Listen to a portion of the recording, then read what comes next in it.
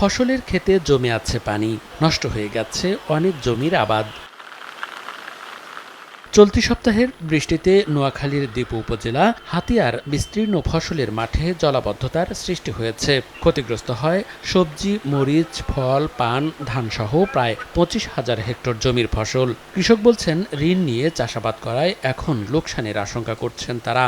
এমনকি মাঠ পর্যায়ে ক্ষতিগ্রস্তরা কৃষি কর্মকর্তাদের সহযোগিতা না পাওয়ারও অভিযোগ করেছেন। আমি 3 কাঠা জমিনে 15 কেজি ধান ফেলাইবার পরে বীজটা নষ্ট হয়ে গেছে। বীজ হালাইছি, বীজ পানি তলে রয়ে গেছে। আমি যে নতুন করে আবার কিছু করব, আমার কাছে কিছুই নেই।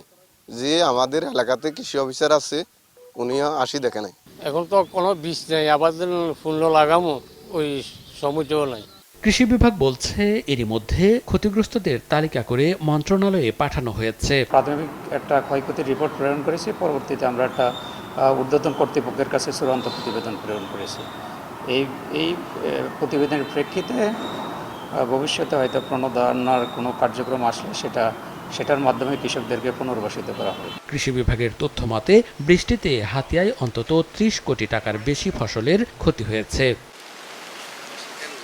সময় সংবাদ, নোয়াখালী।